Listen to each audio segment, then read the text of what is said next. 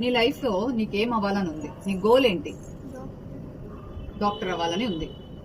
So నేను ఇప్పుడు visualisation ఎలా చేయాలి, థాట్ ఎలా చేయాలి, ఫీలింగ్ ఎలా చేయాలి, విజువలైజేషన్ ఎలా చేయాలి అనేది చెప్తాను.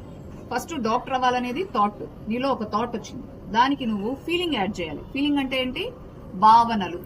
అంటే ఎస్, నేను డాక్టర్ అయిపోయాను, డాక్టర్ డ్రెస్ వేసుకున్నట్టు, సెటస్కోప్ వేసుకున్నట్టు, అర్థమైందా? పేషెంట్లకి ట్రీట్మెంట్ చేస్తున్నట్టు, హార్ట్ బీట్ వింటున్నట్టు, నువ్వు సర్వీస్ చేస్తున్నట్టు ఫీల్ అవ్వాలి.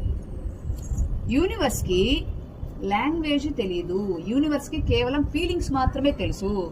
నువ్వు ఫస్ట్ ఏం చేసావు? నీ లాంగ్వేజ్లో నువ్వు ఒక కోరిక కోరుకున్నావు, నువ్వు ఆ తెలుగులోనో ఇంగ్లీష్లోనో కోరుకున్నావు. బట్ ఈ యూనివర్స్కి లాంగ్వేజ్ తెలియదు, యూనివర్స్కి తెలిసినంత ఫీలింగ్సే. నువ్వు ఎలా కళ్ళు మూసుకొని ఎలా అయితే నీ ఫీలింగ్స్ని నువ్వు విజువలైజేషన్ చేస్తావో, అర్థమైందా?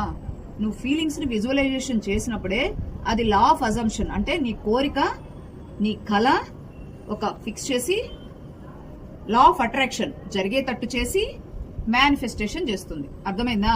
So thought, feeling, visualisation, law of assumption, law of attraction and manifestation. ఇలా చేసినప్పుడు మీ డిజైర్స్, మీ గోల్స్ తొందరగా తీరుతాయి. అర్థమైందా? క్లారిటీ వచ్చిందా? ఎలా మనం విజువలైజేషన్ చేయాలి, ఎలా ఫీలింగ్స్ని మనం ఫిక్స్ చేయాలి, యూనివర్స్తో ఎలా కనెక్ట్ అవ్వాలి అనేది తెలిసిందా? Okay, very good.